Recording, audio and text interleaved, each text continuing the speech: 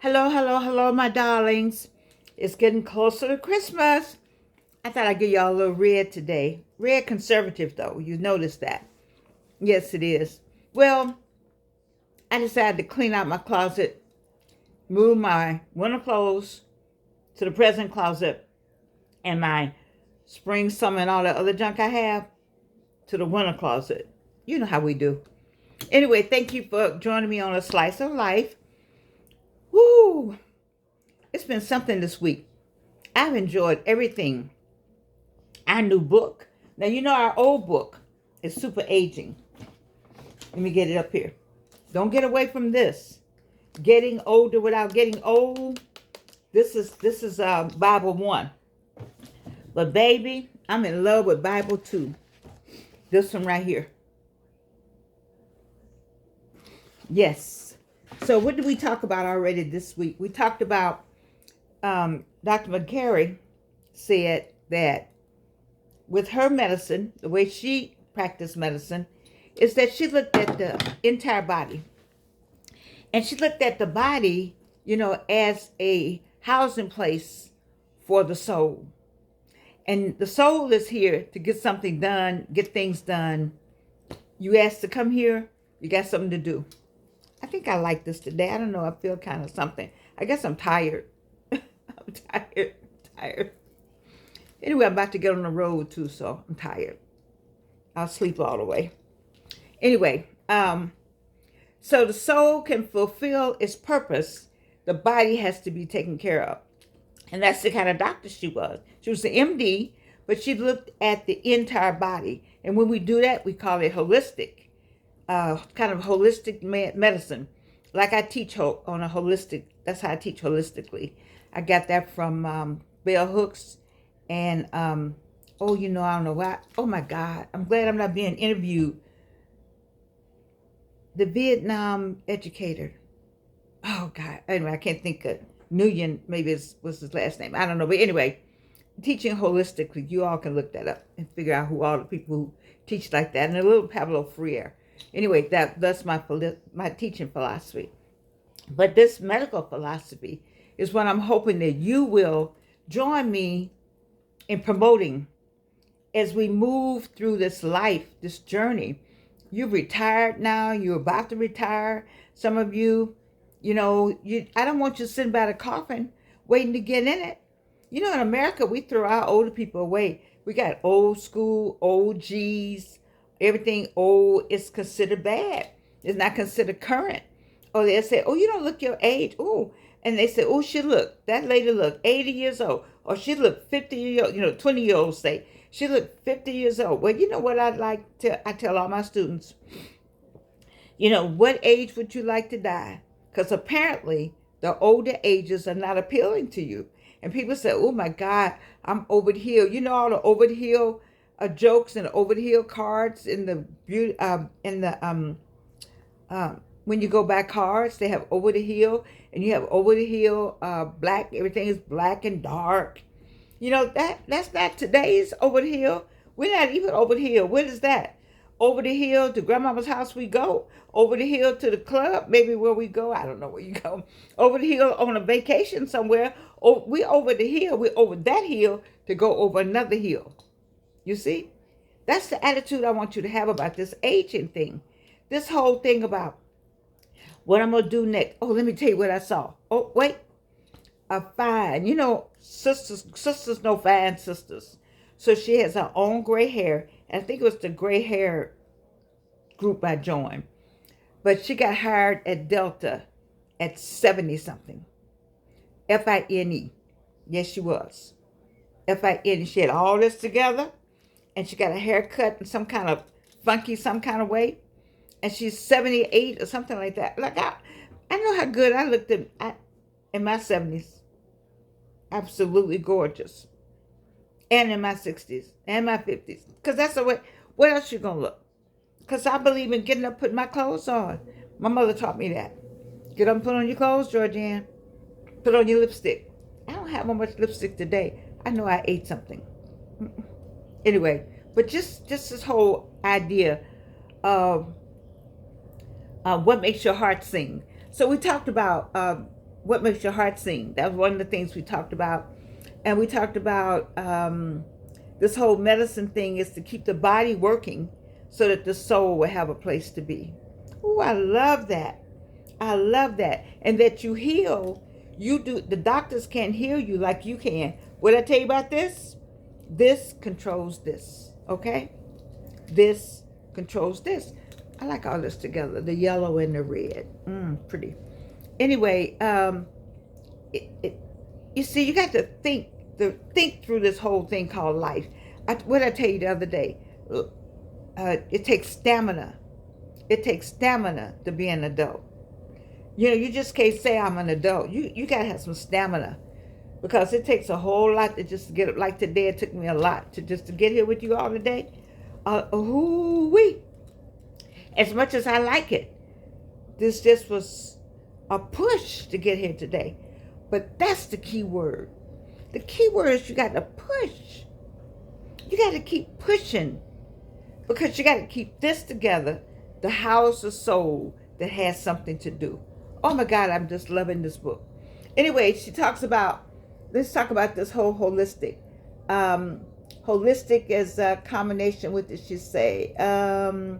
I was going to read something to you guys that she talked about the body, the body, mind, and spirit. And that's what I teach the same way, the body, mind, and spirit. You know, she says that when you're talking about, when somebody comes into her office and they say they have a headache, she talks about their day. What was your day like? Or you've been having headaches? What happened here? Sometimes she asks you about your childhood. She unites the body, the mind, and the spirit. Some of these ailments come from childhood. Some of these ailments, like I told you all, I kept in here years of wanting to sing, years of wanting to perform, years of wanting to be in the art world. I kept it all here. Then I got breast cancer. I'm not saying that but you know, I just feel like all that is connected some kind of way. If you got something that you need to do, then doggone it, do it. Let me be the example of what not to do. You see, don't let people tell you, laugh at you, because they don't know you can sing, and then they show up many years later at your one-woman show, looking at you all crazy and sideways, and then clapping like, and then in the end it's like, dang, I didn't know it was going to be a good show. I didn't know it was a great show. I know she could do that. And that's because that's not them, that's you. I did that to myself. I don't want you to do that. I do not want you to do that. And this woman, I have found me somebody that says all that is connected. She says when people come in and have physical challenges, she asks them, what went on in your childhood? Sometimes you got to go, you know, I told you, we don't want to go back too far. But when you have to go back and reassess the things that happened to you, sometimes when I go back, I don't want to go back because I had some things happen. And I just don't want to go back. But you have to stop and say, is that interfering in my heart singing? You know, have I ever told anybody?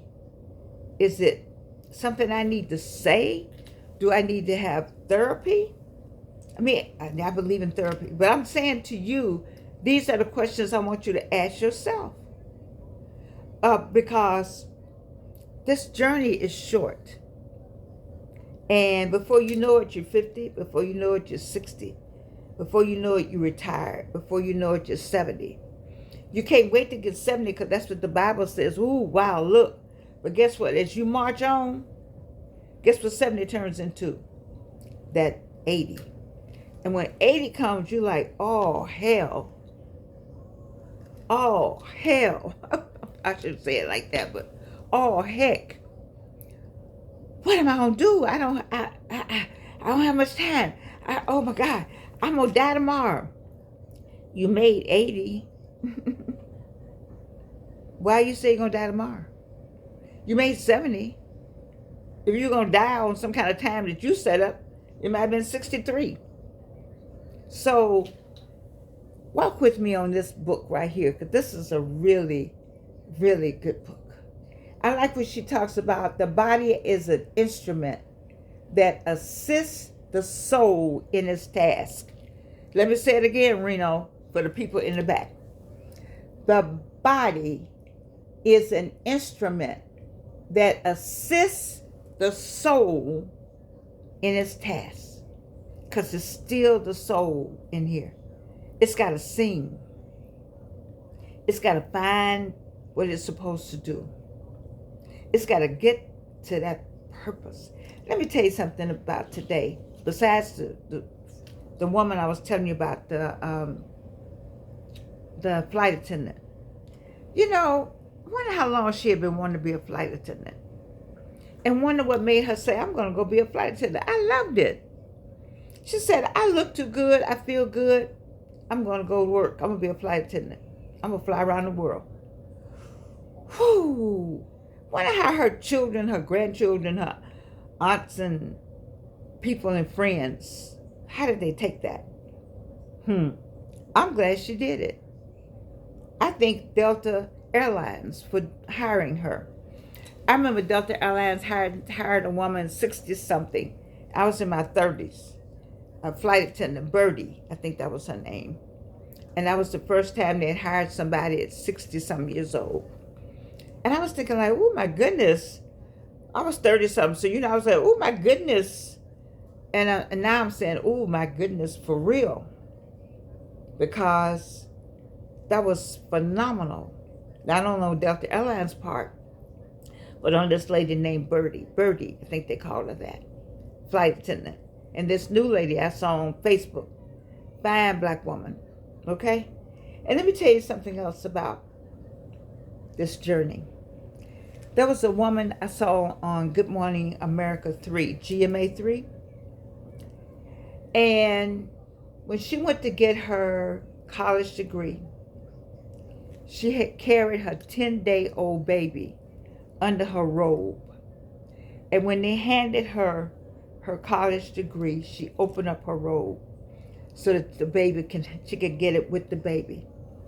I thought that was a great story. She said it took her so long to get out of college. And her family had been so supportive. And she was pregnant here, got pregnant, and had this baby. And so she said, I just wanted to celebrate it. Wasn't that a beautiful story? I just love these celebrations. But here's the pièce de résistance. Here's a man who had been wanting a pony all his life. Is it something you wanted all your life? And I wanted something all my life. I found it, but I can't have it for whatever reasons. I'm not getting it. But this person wanted something all his life. And guess what? On his 100th birthday, they gave it to him at age 100. And he said, let me encourage people to continue to dream. Oh my goodness, y'all, I almost start crying. Because I haven't told you what it is he always wanted. Lord have mercy. He got it on his 100th birthday. He always wanted a pony. Now, on a 100th birthday, he cannot ride a pony. He said he was so happy. Isn't that a great story? He was happy. That made his heart sing. He said, and he kept saying it. And it's the same way with me. I always wanted to be on Johnny Carson's show. I watched it until he retired. And when I heard he died, I was like, I'm not going to make it. And then Jimmy Kimmel came. I said, maybe I'll make Jimmy Kimmel. I haven't made it yet. But I say I haven't made it yet. You see? I didn't say I'm not going to make it. Because I have 9 songs up. And I don't know where those 9 songs are going. But I'm grateful to have those 9 songs up on Amazon Music. And so I said all that to say that, people, this is an exciting time. Let me see what I had on this next page. I'm sorry. Asking it may have to teach us. True health is about living with the world. Okay. Oh, here she says, to be truly alive, you must find the life force within ourselves and direct our energy towards it. Now, I'm going to leave on that one. That's it. I'm going to say it again for the people in the back. To be truly alive, we must find the life force within ourselves and direct our energy towards it. Whew. You know what? That sounds so good to me. Because this show right here represents my life force, my energy, and you on the other side. God told me that I'm helping somebody and I don't know who it is. And the fact that I got a message that I'm helping somebody, that's all I want to do. I want to help somebody know that you can get through life with all the things that happened to me, and I'm still here. If it's happening to you, any one of those things, you're still here. And the fact that you're still here, your soul has something to do. Your heart can still sing. And you know the healing comes from within. So this, what? Everybody knows now, controls this. So when I'm feeling badly, like today, I tell myself that I'm okay. I'm fine. And that's why I was able to come here and be with you. You know? Because healing is from within. Tell yourself you love yourself. Find what makes your heart sing. And know that I love you. And you can't do anything about it.